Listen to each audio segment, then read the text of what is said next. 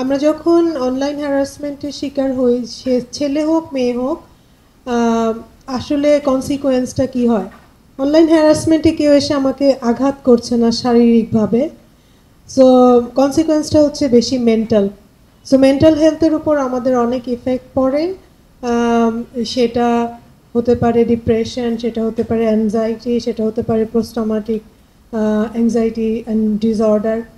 এটা আমাদের লাইফকে কিভাবে ইম্প্যাক্ট করে? একটা হতে পারে যে আমি আমি যদি স্টুডেন্ট হই, এটা আমার পড়াশোনাকে ব্যাহত করতে পারে। আমার যেটা ভালো রেজাল্ট ছিল সেটা একসময় নষ্ট হয়ে যেতে পারে, and that impacts letter on my employment. আমার যদি লেখাপড়াটাই ঘাটতি হয়ে যায়, সেটা আমার পেইড এমপ্লয়মেন্টের ক্ষেত্রে একটা খারাপ রোল প্লে করবে। এইটা একটা।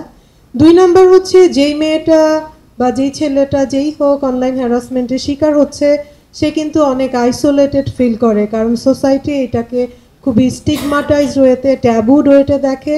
এবং আমাদের সোসাইটির কালচার বা নর্ম হচ্ছে যে আমরা ভিকটিমকে আরও বেশি ভিকটিমাইজ করি। সো দেখা যায় যে সে যে বুলিংয়ের শিকার হলো বা হ্যারাসমেন্টের শিকার হলো, তাকেই নানানভাবে বলা হচ্ছে তুমি এটা করো নাই, তুমি এই পোশাক পরো নাই, তুমি রাতে বাইরে গেছো, তুমি কেন পাবলিক প্লেসে গেছো। সো ভিকটিমকে ভিকটিমাইজ করার একটা টেন্ডেন্সি আছে। এর ফলে মেয়েটা আইসোলেশনের শিকার হয়, সে কারোর সাথে মিশতে চায় না, পড়াশোনা হলে সেখানে যেতে চায় না, চাকরি বাকরি হলে সেখানেও সে এম্বারাস ফিল করে। সো এইটা আলটিমেটলি তার সোশ্যাল লাইফের উপরে একটা বড় ইম্প্যাক্ট ফেলে। আরেকটা যেটা হয় যে আসলে শুধু মেন্টাল না, এর ফলে দেখা যাচ্ছে যে ওই বাচ্চাটা সুইসাইডের মতো একটা বড় বা সেলফ হার্মিংয়ের মতো অনেক ধরনের ক্ষতিকর বিহেভিয়ার, যেটা হয়তো তার আগে ছিল না বাট এই হ্যারাসমেন্টের পরে তার মধ্যে ডেভেলপ করে। So self harming tendency, suicidal thoughts, and কেউ কেউ সুইসাইডও করে। তাহলে এটা আমাকে ফিজিক্যালি কেউ আমাকে আঘাত করছে না, কিন্তু যে আঘাতটা আমি পাচ্ছি সেটার কনসিকোয়েন্সের মধ্যে কিন্তু physical injury, suicide, social isolation, lack of employment, lack of your educational opportunity, এগুলি সবই থাকছে।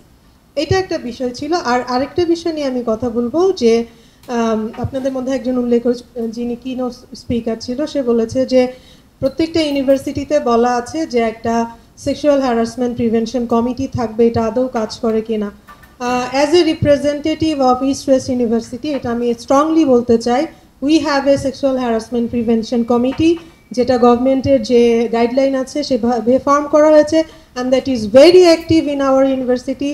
প্রত্যেকটা person, whether she or he is a student or staff or faculty member, তাদের সুযোগ আছে অ্যানোনিমাসলি অভিযোগ জানানোর বা পার্সোনালি গিয়ে অভিযোগ জানানোর, এবং সেটা প্রপারলি ইনভেস্টিগেশন হয় এবং প্রপার যেই মেজারগুলো নেওয়া দরকার সেটা নেওয়া হয়। So in our university we have that committee which is strongly working.